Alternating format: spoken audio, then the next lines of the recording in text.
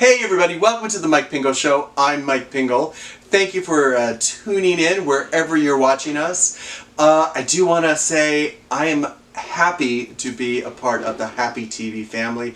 If you don't have the Happy app on your streaming or your phone or whatever you watch, please go to your store and download the Happy TV app to watch all the best of LGBTQ TV, movies, podcasts, shows like mine, and just be happy.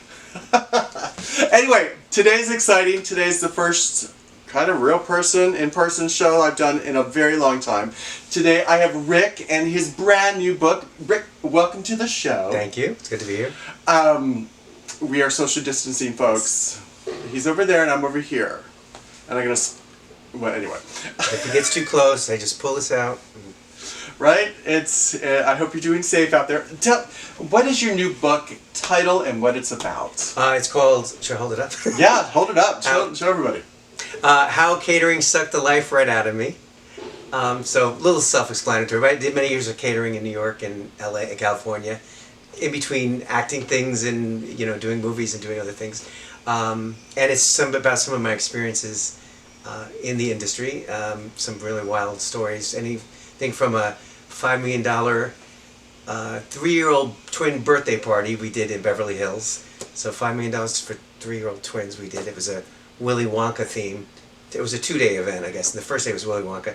And these people had a chocolate river put in their back. They bought a house just for the event. Put a chocolate river in the backyard. Had little people playing. Right, they bought a house for the event. Just for the event. They didn't rent it. They bought it. They bought it, and then I think they didn't like it, and they just tore it down and built something else. But anyway, so they had 3 swimming pools with synchronized swimmers in it going on while the event was going on. Little jars of caviar, $50,000 each on each table, and $100,000 in flowers for 3-year-olds who aren't going to remember any of this. But yeah, they could have funded 5 of my films for that. But so that was kind of there was some fun events too, and I talked to some of my coworkers about some of their, I call them flustercucks and just nightmares. And anyone who's done catering will relate to the book, and anyone who's been to an event will have more appreciation for the people that do it. Yeah. Yes. And So what was that what's the craziest? Was that the craziest one you catered? It was one of them. I mean, there was a couple. That was a birthday party. It was a wedding once where the groom called off the wedding in the morning, so the bride went ahead and just had a fun party. Party? Screw him, and she sang "I Will Survive" and a couple other songs with the band, and so that was kind of bizarre. There was. We work in people's houses, and most of them are really nice and really fun. And there's just 1 or 2 though. They're in the book. I don't mention them by name, of just the nightmares of, just some people that just aren't appreciative of anything, or no matter how good stuff is, they're not happy. And there's one woman in particular that What happened? At least 3 people I talked to will know, we just won't work in her house. And I worked there several times, and you had to wear the white gloves, and I think we had to wear tuxedos and all this stuff, and just serve a 5-course meal. And it's not hard because the kitchen staff is doing all the work. We're just bringing out the food, and but she makes it just so difficult, and she's not happy with anything. And just her little dog is there, and you have to step over, around the dog, and just nothing. And she's just like, so no one will work there. And I was after they all had a nice dinner, and they were in the other room, they're having champagne and dessert, and I go up to fill up her champagne glass, and without her even asking, I'm being proactive, and attentive. She's like, "Is that all you're gonna give me?" Like. No thank you, I could have a little more. It's just like, so I took the bottle and I smashed it on her head. No, okay, I didn't do that. What? Oh my gosh. No. I'm surprised you're out. But most people are very nice. And I even talk about them in the book by name, the ones that I really liked and all that. And one of the events, they flew us out to Montana and put us up in a place to work a 70th birthday party of a kind of famous stock guy, I don't know if I can say his name or not, but so that was cool.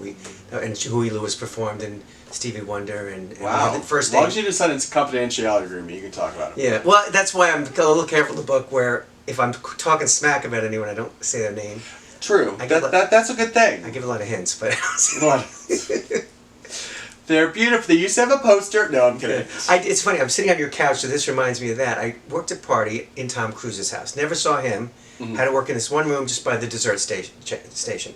You have all these celebrities in the room, which none of them they're not going to touch the dessert because they're all, God forbid, they gain an ounce. Oh no. But like me. Yeah. Well, no. but like Oprah Winfrey and Ellen was there, and Jamie Foxx and all these people over Wow. there. But what was funny is it was a few months after Tom Cruise jumped on Oprah Winfrey's couch on her show. So I wanted to go up to Oprah and say, I know he jumped on your couch, but please don't jump on his couch. But I didn't dare. Did she do it? No, I'm saying she didn't. But I was saying a joke in the book. I said I was going to tell Tom Cruise she did just to stir things up. Stir the pot. Yeah. So I don't know if you can get the tips after that if you do that. Oh, that's a whole chapter on tipping, like how some caterers keep the tips, and or some people have. God, we worked someone who owned Fox News or not, one of those big companies, and no tip, like, you know, at the end of the event. So tip your servers. It's the servers, yeah. Yeah, that goes, especially now in the pandemic. I mean, obviously, I tip. You know, sometimes I even tipped in the beginning. I tip, you know, fast food people, and they'd be like, "Why are you giving me $3?" I'm like, "Cause you're out here getting me food." Well, I worked in Ivana Trump's apartment years ago in New York City, and she came up to the caterer with a big wad of bills, and this is for your staff. Now that caterer was known for keeping tips, and we never saw them really, but because she did it right in front of him, he goes in the back, okay, let me divide it up, and we each get $20 each, and we know it was at least 50 or maybe even 100 each is what was in there, but at least he wouldn't have given us anything if she hadn't done it right in front of us, so. But, that's crazy. Yeah. So, what was your favorite catering you've ever done? The Montana one is definitely up there. That one, where they flew us out and we worked that birthday party. Some other favorite. This was, I don't know if it was a favorite, it was interesting. It was a bar mitzvah in New York, and O.J. Simpson was at my table, and that was a year before that whole, oh, there he is on the Bronco thing. Oh. But, so that was just, so some of the, but my favorite was working, it was Australia Week, and the event, we were setting up the ballroom, and I hear the band rehearsing and warming up, and I hear a woman start singing Physical, Let's Get Physical. I'm like, wow, she sounds like Olivia Newton-John. And I turn around and there she is, and she's one of my favorites. Her and Dolly, they're up there. Oh yeah. So there she is, like in jeans and a t-shirt, singing, and they're rehearsing. So I'm like, I'm getting paid to watch one of my favorite performers. So, and then I snuck back in later when as the event was going on and they were watching it. We weren't really supposed to be on the floor at that time. But if you don't say anything. I'm not gonna say anything. Don't say anything. So that was probably one of them. Just because the celebrity things are fun to see, free concerts and stuff like that. So why did you feel that you needed to write the book? Was it you just wanted to get it off your chest, or you wanted to share the stories, or you just felt you needed to out those people that were so mean to you? A lot of it was getting off my chest. I mean, there's a few events, and again, a lot of them are fun. I kind of joke it's how horrible it is, but if it was as bad as all that, I would not have done it as that long. So it kind of sucks you in a little bit because it's flexible. That's the best thing about it. But what was your question again? Why did you? I was joking for years, like at some of the nightmare events. I'm like, I'm going to write a book, and I'm going to call it "How Catering Sucked the Life Right Out of Me," and people would laugh, and I don't think they thought I'd really write it. And I just started writing. I love to write, so I just when I had a little time, I'd write, and it was coming along. I thought it was kind of funny and stuff. And then the pandemic hit, and I'm like, had more time. I'm like, I might as well just finish this. I have a lot of other things I'm working on, but some things I was limited to what I could do, and stuck inside. So I just kept working on it, and I talked to coworkers and got some of their stories, and so I felt it was something that needed to be done. Yeah. Like I don't usually write books. I have one other book that I wrote that we talked about last time, but usually I write scripts and songs and all that. But this, I just felt, I think people need humor nowadays and to laugh. So absolutely. Yeah, but it did feel good. It was very therapeutic, definitely. Like if I didn't put it out as a book, it still would have been worth, doing just to. Now, are you thinking to make that into a movie now? Not necessarily. I think a TV show would be fun, more up that alley. I can think of so many fun. I mean, I know they did Party Down a few years back, but this would be fun. Yeah. Well, they can always you always can revisit it. Yeah, and I'll call it Party Up. No. But actually, I could call it How Catering Sucked the Life Right Out of Me. It could be very fun. Yeah, a sitcom, I think. Yeah. So I would be open to that. Yeah. So do you still cater? I do a little bit. I mean, I was doing it up until March. Now, because again, the flexibility is great. I went and shot my movie like Welcome On by Prada's for like a month, and then I came back and I can do, if I need 5 days of work, I could get it. And then I wrote the other book, and so in between. So I do, and I don't mind it most of the time. It's you know, there's a lot of benefits. Free food, and there's, like I said, concerts, and you work with a lot of great people, like a lot of fun, crazy people, but good people. So I was doing it, you know, not as much as I used to, but up until March, and then everything closed down. You know, all catering. It closed down, and you started writing your book. And I continued to write. Yeah, so I mean, I'm always writing stuff, even on my off time. I never have off time. Like if I'm not catering or doing commercial work or doing. I have no idea what you're talking about. I'm juggling 5 things right now as I'm sitting here. I can tell, yes. I need you to focus. Sorry, I have to focus on things. I have to focus. So, remind everybody about your first book that you wrote. That was called Rainbow Relatives, and that was Rainbow. I don't even know where. If you it's right there in that beautiful ring light. And so it's on speaking to kids about LGBTQ families and friends. So it's for adults and speaking to kids. And there's a lot of stories from different people. And you know, some kids have 2 moms and 2 dads now. There's a chapter on parent is gay when they come out. There's a chapter like for uncles and aunts on coming out to nieces and nephews. So it's all in adults and just different.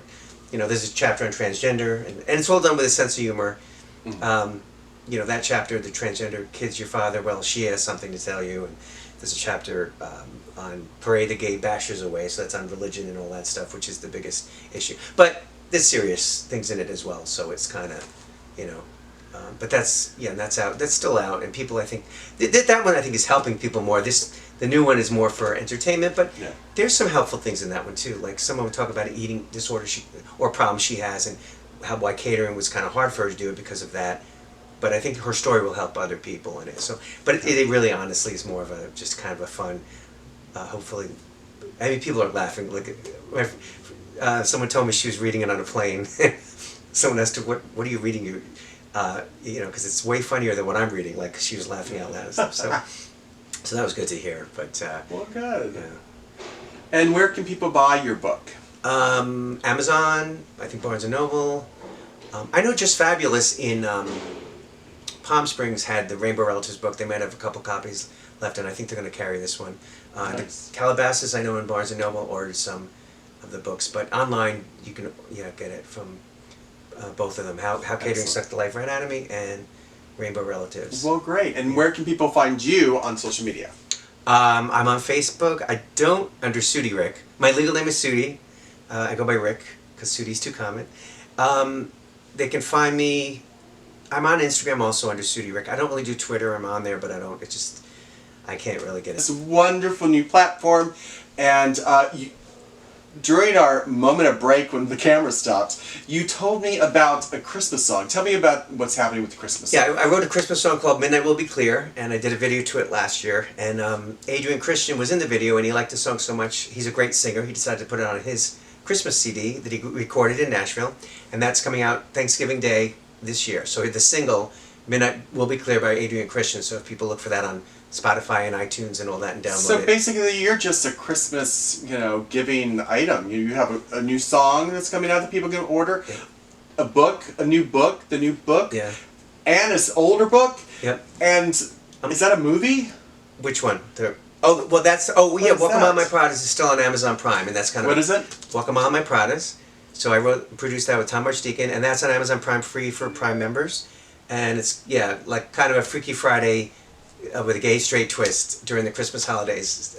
Some Christmas magic makes, and it stars Nathaniel Marston, Tom Arnold, Dee Wallace, Mike Starr. Dee Wallace, we love Dee Wallace. So this is a Christmas movie too. Yeah, kind of Christmassy. So that's also I'm like Dolly Parton. How are you? Except she's making a lot more money than I am. Dolly Parton has taken over Christmas in 2020. Yes. Yeah. She has. I have her album. I have her cup. I have her record. Yep. And then I was mad that Amazon Prime released her album on streaming with 2 or 3 new songs. Oh. I'm like, I went to your official site, and now I don't have those, and I don't want to give you another $9.99 for those extra 2 songs. But I love her. I'm trying to get her in my next movie. That's a whole nother story. But yeah, so. That's another story, another time. Yeah, but yeah. I really feel like she took over Christmas this year. She's all over. I love her. Yeah, Christmas. And you have great items, and thank you for coming to do the show. I know it's a crazy, crazy time, and thank you. Thank you. Thank you for being the new with the new set. Yes, I love it. Which will be changing, I'm sure, but it's I'm just. I don't know if it matches my shirt or not. I'm just kind of shaking it up, folks. Shaking it up. Thank you out there for watching the Mike Pingel Show. Please like us, subscribe, share this with your friends and neighbors, and of course, don't forget to download Happy TV, HAPPI TV app on your favorite streaming item, phone, computer. I don't know what else is new out there, but download it now. Bye.